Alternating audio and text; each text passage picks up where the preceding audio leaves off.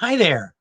I'm Ron Barnett, and welcome to Aha Moments with Ron Barnett, the show where we talk about basic concepts that we deal with every day, add maybe a little bit of insight, and then hopefully by the end of the show, you have an opportunity to have a little light bulb go off above your head, and you say, I never thought about it like that before. Today, we want to deal with 5 steps to realizing your lifelong dreams. I remember as a kid, people would ask me, what do you want to be when you grow up? And have you ever done this for little kids? They'll say, I want to be a doctor and a ballerina and a veterinarian and a basketball player. And we tend to laugh and we tend to um, tell them, let me introduce some reality into your world. And I think we do them a disservice because I think every kid has a dream of what they want, a dream for the future. And too much of the time as adults, we give up on our dreams. We accept what life gives us. We take whatever comes our way and we give up on those dreams. And then we get to the age of 35, 40, 50, 60, somewhere in there. And we have what we call a midlife crisis. We have what we call regret. Regret is looking back over your life and not liking what you see. And too much of the time, we look backwards with regret instead of looking forwards to a bright and exciting, wonderful future. And so today I want to give you the 5 steps that will help you find what it is you want and achieve it so that when your life is over and you're laying in your deathbed and your eyes closed for the last time, you can look back over your life and say, I lived the life that I wanted. Too much of the time, I find adults, especially, who have basically feel like they're trapped. They feel like they're trapped in a life that has been dictated to them by circumstances. They wake up in a city they don't like, in a house they don't like, maybe with people they don't even like, driving a car they don't like, to a job that they don't like. They work there 8, 10, 12 hours. They come home, they eat dinner, they watch television, and they get up and they do it over and over and over again, and never once ask themselves, what do I really want out of life? And I think this is sad. We see people working 40, 50, 60 years for retirement, and they're looking forward to that day when they can finally say, I can do whatever I want to do. And too often we see them retire, and within 6 months, they've had a health problem and they may even pass away, never having achieved that goal that they set for themselves. Why? Because they never tried, they never started. Maybe they never even asked themselves, what do I want out of life? And so I believe there are 5 steps that you and I can take to achieve not only our short-term goals, our long-term goals, and our lifelong goals. And so let's get started. Step number 1 is envisioning. The Spice Girls told us years ago, tell me what you want, what I really, really want. Well, I'll tell you what I want, what I really, really want. Here's the problem. Most people not only don't know what they want, they've never even stopped to ask themselves the question. They just keep going, doing the same thing over and over and over again, expecting a different result. And as we all know, that's the definition of insanity. And yet we just wake up in the morning and we do the next thing because we have to. We feel like we have to. We're not doing what we want to do. We're doing what we have to do. And what we need to do is, again, to begin to envision, what do you want out of life? When you are old, when you are on your way, you're laying in your deathbed, and you look back over your life. Are you going to look back and see the regrets, or are you going to look back and see the successes?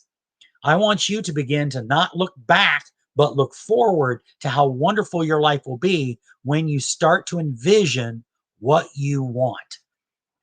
You got to know what it sounds like. You got to know what it looks like. You got to know what it smells like, what it'll feel like, who's going to be in the room with you. And you may have multiple goals, and that's just fine.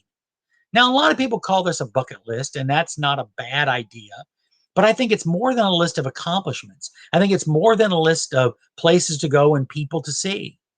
I think it's really how do you want your life to go? What do you want your life to count for? And too much of the time, we have people who are not only not sure what it is, they're not even asking the question. Now, I don't know if you've ever had this experience. You're driving around with somebody and you say, "Hey, are you hungry?" And you go, "Yeah." "Well, where do you want to go?"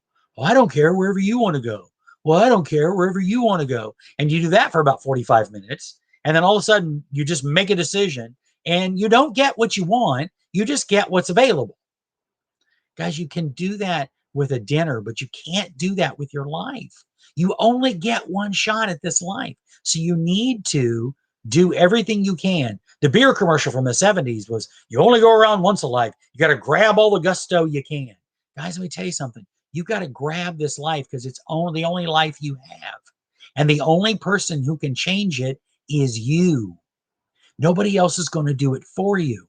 And so you've got to take the bull by the horns. Now, the problem is, this is, of the 5 steps, this is the hardest. It's the longest. It's the most gut wrenching. It's the most difficult. And the reason it is because there are so many options out there of what we can do, what we can be, goals we can have, visions that we can have. And some people get lost in all of that.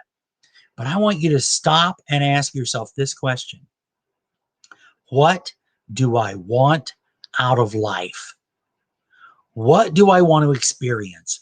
Where do I want to go? Who do I want to be? And when you begin to answer that question, you've taken your first step. Now, I will tell you that this step is hard, and it's even made more difficult because once you decide that, to get to your ultimate goal, it's going to be difficult. I know a lot of people will tell you it's easy. It's not. It's going to be difficult. It's going to be hard. But let me tell you something my father told me when I was a kid. He said, "You can have anything you want if you want it bad enough." You can have anything you want if you want it bad enough. I remember as a kid, I grew up in Central Ohio. I'm a huge baseball fan. And so I became very quickly a fan of the Cincinnati Reds in the mid 70s. And one of my favorite players was Johnny Bench, and I wanted to be a catcher. And I decided that I was going to, by the time Johnny Bench retired, I was going to take over for Johnny Bench, and I was going to be the catcher on the Cincinnati Reds baseball team after he retired. Now, he did retire in 1983, right after I graduated from high school. So I did the math, and my dad said, "You can do this, but let me tell you what it's going to take.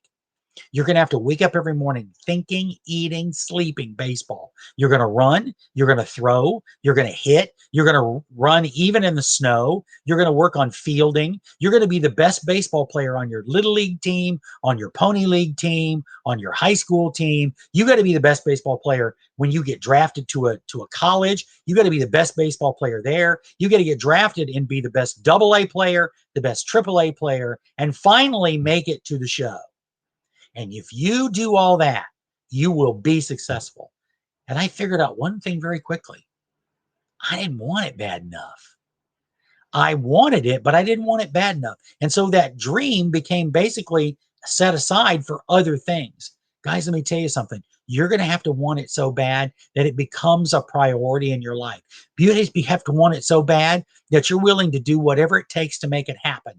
You may have to give up other things. You may have to sacrifice other things. And if it doesn't come with a sacrifice, then it's not a big enough dream. But when you achieve it, it will all be worth it. Guys, let me tell you something. You've got to ask yourself one question: what do I want? And you've got to envision it. Once you envision it, the next 4 steps are fairly simple. For example, step number 2 is planning. You got to put a plan together from get to point A to point B. You've got to decide where you are, where you want to go, and how to get there. Now, we do this all the time. If you've ever gone someplace you've never been before, what do? You consult GPS. And what is GPS? GPS is just a series of steps that get you from one place to another. And that's all a plan is. A plan is, here's where I am. And by the way, you have to be very honest with where you are currently. Here's where I want to be. How am I going to get there? What is the step-by-step process I'm going to use to get from where I am to where I'm going? Now, my father also told me that a dream without a plan is just a fantasy. And too much of the time, I think there are a lot of people that have to have a lot of fantasies, but they don't have a plan that they're willing to work to get to where they're going. They just have this thing. They've watched one too many Disney movies. You know, the kind where there's a garage band playing and there are a bunch of kids playing music in a garage and they want to get a record contract. And all of a sudden, the record company executive's car stops in front of their house and is stalled. And he's standing outside their garage listening. And he goes, I've got to sign you guys to a record deal. Well, that's great for a Disney movie, but that's not reality. You and I, if we want something, we got to put a plan together how we're going to get from where we are to where we're going. And then we got to work those steps. We got to make it happen. Guys, let me tell you something. A well thought out plan will cover a lot of problems that you have. So step number 1 is envisioning what you want. Step number 2 is putting a plan together. Step number 3 is really, really simple, and that's implement the plan. I saw a movie years ago, What About Bob, with Bill Murray and Richard Dreyfuss. And in the movie, Richard Dreyfuss plays a psychiatrist, and he's talking to Bob Wiley, played by Bill Murray, and he's saying, the way you get to where you're going to go is baby steps. And so Bill Murray goes around going, baby steps down the hallway, baby steps to the elevator, baby steps back out into the street, baby steps here and baby steps there. And it sounds funny, but it's true. The way you get from point A to point B is, first of all, you know where you're going. You put a plan together, and then you put that plan in place. Who do you got to talk to? What have you got to do? Make that phone call, make that visit, do whatever, but you've got to do it. Nobody's going to do it for you, and nobody's going to want the vision as much as you do. So if you're the person that's going to get the benefit out of the vision, if you're the person who's going to enjoy the vision, then you want to be the person who puts the plan together, but you want to be the person that takes the next step. You got to take the next right step. What's the next thing I need to do? And then you need to actually do it. I think it's one thing to have a vision. I think it's another thing to have a plan. I think it's an all together to actually start to do it. Now, I will tell you this, it's going to be harder than you think it is. It's going to be more difficult, and you're going to have setbacks, and you're going to have times where you go, is this really worth it? And if you say no, that's fine. Go on to another vision, go on to another goal, have another dream, that's fine. But if you never try, if you never start, then you never get there.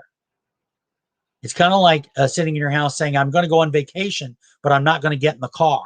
I'm not going to get on the boat. I'm not going to get on the plane. I'm just going to sit here and hope the vacation just manifests itself around me. It's not going to happen. Here's what I find interesting. Americans, on average, get 2 weeks vacation, and Americans, on average, will spend 2 to 3 months planning the vacation. They'll plan where they're going. They'll plan how they're going to get there. They'll plan what events they're going to do. They're going to plan every aspect of this 2-week vacation. But they don't spend 5 minutes planning their life. And then they get down the road and they look back and they say, what did I do with all the time? I wasted it. Have a vision, put a plan together, but get started. One of my other favorite movies is Shawshank Redemption. And I love the line that Andy Dufresne says. He says, get busy living or get busy dying. Guys, we need to not only have a plan, but have a vision, but have a plan, but get started. Do something. Do something, even if it's wrong, even if it's the wrong step, you're at least trying. You're at least making strides. All right. Now, you would think that should be it, right? But you said there were 5 steps, Ron, not 3. Well, I think there's a couple of more steps we have to take to make sure that we actually arrive at our final destination. So step 4 is analyzing. If you're 6 months into a 2-week plan, if you're 5 years into a 1-year plan, then something has gone wrong. You realize that the best plan you can have still will have pitfalls. It'll have things that come up that you don't even see coming. And so what we do a lot of times is we stick our fingers in our ears and we say, this is working, this is working, this is working. What we have to actually analyze is it really working? Am I really making strides toward my goal? I know what my goal is, got a plan, working the plan, but is the plan really working? Heard a story one time of a businessman who hired a pilot to take him to a business meeting about a 3-hour flight away. And the businessman got in the plane and he fell asleep, and lightning struck the plane and it took out the radio and took out all the navigation equipment on the plane. And so 6 hours later, the man wakes up and he says to the pilot, shouldn't we be there already? Where are we? And the pilot says, I don't know, but we're making good time. Guys, let me tell you something. You don't want to be just making good time. You want to be making good time toward your goal. And if you're spending all your time doing things that are not productive, see, I think sometimes we mistake activity for productivity. Activity just means you're doing something. Productivity means you're moving in the right direction. Twiddling your thumbs is activity, but it's not productivity.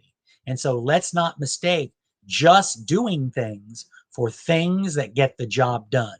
Some things you're doing in your plan and you're implementing are working great. Keep it up. But some things, let's be honest, are not meeting the need. They're not getting the job done. They're not making it happen. And so we have to figure out where we're spending our time, because we only have so much time. We only have so much energy, and we can't afford to waste it.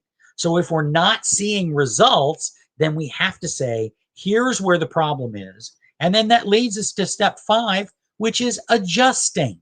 We've got to make adjustments when necessary. So once we have our goal, once we have our plan, once we're implementing our plan, once we're analyzing, this is working, yay, this isn't working, then we need to adjust. We need to change what we're doing. And then what do? We go back up to step 3 and we implement the new portion of our new plan. So we go back up to step 3 and we say, I'm going to implement the changes that I'm making. 5 steps to getting anything you want. Number 1, you got to envision what you want. You got to see it. You got to see it when nobody else can see it.